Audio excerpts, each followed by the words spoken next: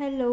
நான் இன்னைக்கு உங்க கூட என்ன ஷேர் பண்ணிக்க போறேன்னா, என்னோட பேண்ட்ரி எப்படி நான் ஆர்கனைஸ் பண்றேன், அதில திங்ஸ் எல்லாம் எப்படி ரீஸ்டாக் பண்றேன் அப்படிங்கிறத தான் உங்ககிட்ட சொல்லப் போறேன். புளி வைக்கும்போது எப்பயுமே பிளாஸ்டிக் பாத்திரத்தில வைக்காதீங்க. இல்ல இந்த மாதிரி செராமிக் இல்லாட்டி கண்ணாடி பாத்திரத்தில வச்சீங்க அப்படின்னா, அது எதுவும் ரியாக்ட் ஆகாம இருக்கும். நான் எப்பயுமே புளி வைக்கும்போது இந்த மாதிரி பட்டர் ஷீட்டை சுத்தி அதுக்குள்ள வச்சு வைப்பேன். இந்த மாதிரி வைக்கிறனால, அந்த புளி கீழ போய் ஒட்டிட்டு கிளீன் பண்ணும்போது நமக்கு கஷ்டமா இருக்காது. அதுக்காக இந்த மாதிரி யூஸ் பண்ணிட்டுருக்கேன். நான் சிறுதானியங்கள்லாம் இப்போ ரீஸ்டாக் பண்ணிகிட்ருக்கேன். எப்பயுமே எனக்கு திணை, சாமை அண்டு குதிரைவாலி இதுக்கெல்லாம் அவ்வளோவா பார்த்தா வித்தியாசம் தெரியாது. அதுக்காக அதோட பேரெல்லாம் அதில் எழுதி வச்சுருக்கேன். இது கம்பு. இந்த மாதிரி சிறுதானியங்கள்லாம் வாங்கும்போது நல்ல ப்ரீமியம் குவாலிட்டி இருக்கிறதா சேர்த்து வாங்கிக்கோங்க. முடிஞ்சா ஆர்கானிக் ஃபுட்டாக இருந்தால் இருந்துச்சுன்னா ரொம்ப நல்லது. ஸோ நான் இங்கே ஒரு டிப்ஸ் சொல்கிறேன். இந்த மாதிரி திங்ஸ் எல்லாம் ரீஸ்டாக் பண்ணும்போது என்ன பண்ணுவோம் அப்படின்னா, அதை ஒரு அந்த பாட்டிலில் போட்டு வச்சுருவோம். பட் ஆனால் அதோட எக்ஸ்பைரி டேட் என்னன்னு சொல்லிட்டு நமக்கே மறந்து போயிடும். எப்படியும் இந்த பேப்பரை தூக்கி தான் போட போகிறோம். இந்த மாதிரி கட் பண்ணி வச்சுட்டு அந்த பாத்திரத்திலே நீங்கள் அதை போட்டு வச்சிட்டிங்க அப்படின்னா, உங்களுக்கு எப்போ இதை எக்ஸ்பயர் ஆக போகுது அப்படிங்கிறது ஈஸியாக தெரிஞ்சுக்கும். இப்போ கம்பு சோளத்துக்கெல்லாம் நான் மோஸ்ட்லி பேர் எழுதி வைக்க மாட்டேன். பட் ஆனால் அந்த எக்ஸ்பைரி டேட்டை மட்டும் கட் பண்ணி அந்த கம்புக்குள்ளேயே போட்டு வச்சுருவேன். நான் ஏன் இந்த மாதிரி கண்ணாடி பாட்டிலுக்கெலாம் யூஸ் பண்ணுறேன் அப்படின்னா, எனக்கு இது வாஷ் பண்ணுறதுக்கு ரொம்ப ஈஸி. நான் டிஷ்வாஷரில் போட்டு வாஷ் பண்ணி எடுத்துக்குவேன்.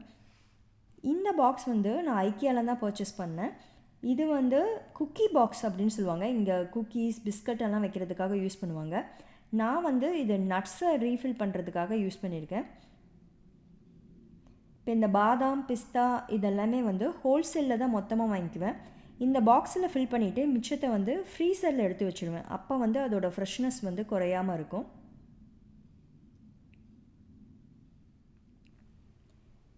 இதே மாதிரி தான் வால்நட்டும். எப்பயுமே இது தீர்ந்ததுக்கப்புறமா தான் நான் ஃப்ரீசரில் இருந்து அதை காற்றுல உலர வச்சுட்டு ஒரு நைட் ஃபுல்லாக உலர வச்சுட்டு அதுக்கப்புறமா தான் இந்த மாதிரி பாட்டிலில் மூடி வைப்பேன். ஏன்னா ஃப்ரீசரில் இருந்து அப்படியே எடுத்து நீங்கள் உள்ளே வச்சிங்க அப்படின்னா உள்ளே ஈரப்பதமாக இருக்கும். நீங்கள் பாக்ஸில் போட்டும் அந்த மாதிரி அடைச்சி வச்சிங்கன்னா அது கெட்டு போகிறதுக்கான சான்ஸ் அதிகம். ஸோ இந்த பாக்ஸோட அட்வான்டேஜ் என்னென்னா, நீங்கள் ஃபில் பண்ணும்போது நேராக வச்சு ஃபில் பண்ணிக்கலாம் இந்த மாதிரி. ஆனால் அரேஞ்ச் பண்ணும்போது இந்த மாதிரி ஈஸியாக எடுக்கிற மாதிரி சரிவாக வச்சுக்கலாம்.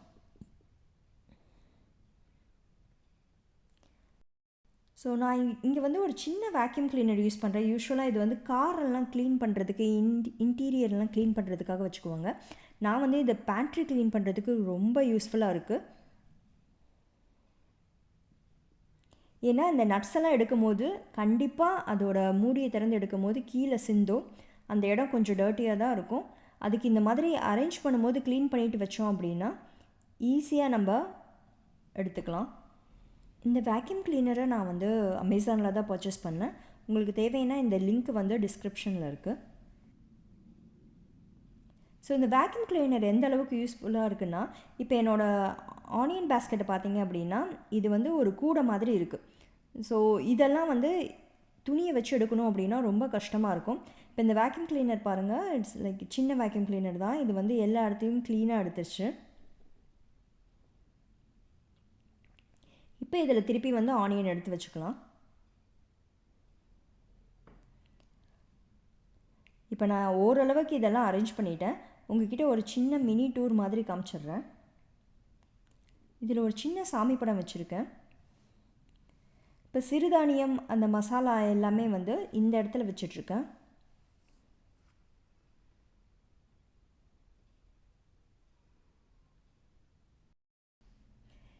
இப்போ இங்கே பார்த்தீங்கன்னாலே தெரியும், இந்த சாமை, குதிரைவாலி,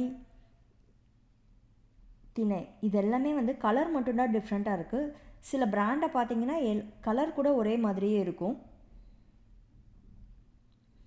அதே மாதிரி கோதுமை ரவை, ஜவ்வரிசி ரவை இதெல்லாமே பின்னாடி வச்சுருக்கேன்.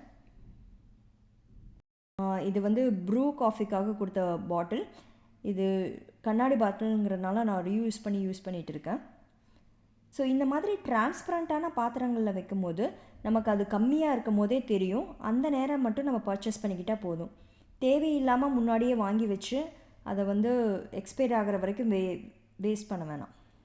என்கிட்ட சில ஸ்டெயின்லெஸ் ஸ்டீல் பாத்திரங்களும் இருக்குது. இதில் எனக்கு ஒரு ப்ராப்ளம் என்னென்னா உள்ளே என்ன இருக்குதுன்னு எனக்கு தெரியாது. ஸோ இந்த ஸ்டெயின்லெஸ் பாத்திரம் வந்து எனக்கு கிஃப்டாக கிடச்சிது. பட் இது மேலே ட்ரான்ஸ்பரண்ட்டாக இருக்கனால என்னால் ஈஸியாக பார்த்துக்க முடியுது. இது வந்து ஒரு கோகோனட் ஆயில் டப்பா. இது வந்து எப்படி வந்து இந்தியாவில் துணி கடையில் இந்த கட்டைப்பைக்காக கேட்போமோ அதே மாதிரி இந்த கோகோனட் ஆயில் டப்பா வந்து எனக்கு ரொம்ப ஃபேவரெட்டு. எல்லோரும் ஆயில் வந்து தீந்து போகுதேன்னு ஃபீல் பண்ணுவாங்க. நான் ஆயில் தீந்து போச்சுன்னா ஒரு பாக்ஸ் கிடைக்குமே அப்படின்னு சந்தோஷப்படுவேன். ஏன்னா என்னோடய பருப்பு வகைகள் எல்லாம் வந்து இந்த பாக்ஸில் தான் நான் யூஸ் பண்ணிகிட்ருக்கேன். இது கிட்டத்தட்ட 2.5 கிலோவே பிடிக்கும்னு நினைக்கிறேன். ஸோ எப்போயெல்லாம் வந்து அந்த ஆயில் தீருதோ அதை வந்து நான் வாஷ் பண்ணி எடுத்து வச்சுக்குவேன்.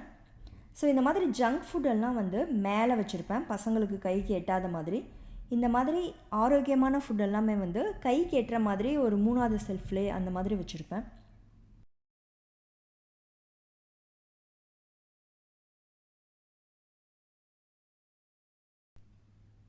இது வந்து இப்போ புதுசாக வாங்கியிருக்கேன். இதில் வந்து சீட்ஸ் எல்லாம் இருக்குது. அதே மாதிரி இதில் பார்த்தீங்கன்னா கடலை மிட்டாய், எள்ளு உருண்டை அதெல்லாமே எப்பயுமே ஸ்டாக் பண்ணி வச்சுருப்பேன். இப்போ கடலை மிட்டாய் தீர்ந்துருச்சு, வெறும் எள்ளு உருண்டை மட்டும்தான் என்கிட்ட இருக்குது.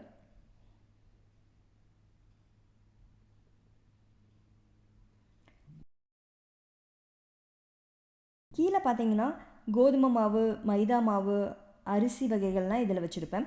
கோதுமை மாவும் மைதா மாவும் கூட இப்போ வெள்ளை கலரில் தான் இருக்குது. அதனால் அதுக்கும் வந்து நான் பேர் எழுதி வச்சுருக்கேன்.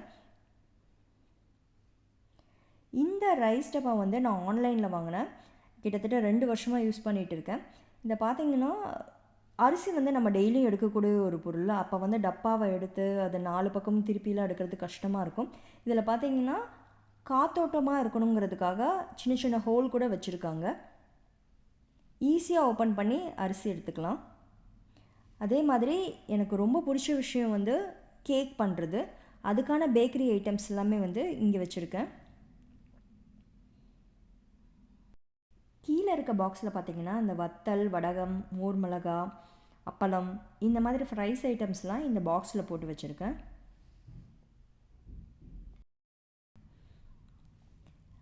கிட்ஸுக்கு வந்து ஒரு வாரத்துக்கு தேவையான ஸ்நாக்ஸ் மட்டும் கீழே வச்சுருப்பேன். அது ஸ்கூலுக்கு பேக் பண்ணி கொடுக்குறதுக்கான ஸ்நாக்ஸ் இது.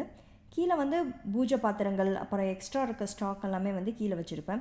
இதெல்லாம் பேக்லேயே இருக்கிறது, ஓப்பன் பண்ணி வச்சுருக்கனால இதிலே வச்சுட்ருக்கேன். நான் எப்பயுமே வந்து ரைஸ் பேக்கு, தால் இதெல்லாமே வந்து ஒன்று இருக்கும் போது ஒன்று வாங்கி வச்சுக்குவேன். ஏன்னா ரீசெண்டாக கூட இந்த யூஎஸில் வந்து அரிசி தட்டுப்பாடு வந்துச்சு. அந்த மாதிரி ஸ்டேஜில் அவாய்ட் பண்ணுறதுக்காக எக்ஸ்ட்ரா ஒரு பேக் வந்து வாங்கி வச்சுக்குவேன். இது மேலே வந்து ஃப்ரூட் பேஸ்கெட் வச்சுருக்கேன். இப்போ மாம்பழம் சீசனுங்கிறனால மேலே மாம்பழம் வச்சுருக்கேன். ஒரு பேஸ்கெட்டில் அவகேடோ எப்பயுமே இருக்கும். அதே மாதிரி கீழே வந்து ஒயிட் ஆனியன். இந்த பேஸ்கெட்டை பார்த்திங்கன்னா நல்லா காத்தோட்டமாக இருக்கும். அதனால் ஆனியன்லாம் எதுவும் கெட்டு போகாது. அதுக்கும் கீழே ரெட் ஆனியன், சின்ன வெங்காயம், பூண்டு அதெல்லாமே வச்சுருக்கேன். இப்போ ரெட் ஆனியன் ஒன்று தான் இருக்குது. நான் திருப்பி வந்து அதை ஸ்டாக் பண்ணணும்.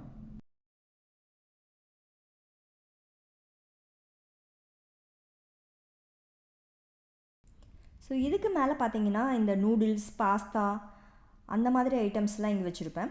இப்போ நூடுல்ஸ் எல்லாம் கூட சிறுதானியத்தில் கிடைக்குது. அதனால் அந்த மாதிரி பிராண்டும் 2-3 வாங்கி வச்சுருக்கேன். சில பேக்கெட் ஃபுட்டு கூட நான் வச்சுருப்பேன். ஏன்னா எங்கேயாச்சும் ட்ரிப்பெல்லாம் போகும்போது அவசரத்துக்கு வேணுங்கிறதுக்காக அதை வச்சுருக்கேன். மேலே வந்து நான் கிட்ஸுக்கான ஸ்நாக்ஸ் எல்லாம் வந்து ஹோல்சேலில் தான் வாங்குவேன். அதோட பெரிய பாக்ஸ் வந்து மேலே இருக்கும். கீழே 1 வீக்குக்கான ஸ்நாக்ஸ் மட்டும் இருக்கும். இதுதான் என்னோடய பேண்ட்ரியோட ஒரு மினி டூர். இதில் இருக்க இன்ஃபர்மேஷன் ஏதாச்சும் ஒன்று உங்களுக்கு யூஸ்ஃபுல்லாக இருக்கும்னு நினைக்கிறேன். தேங்க்யூ ஃபார் வாட்சிங்.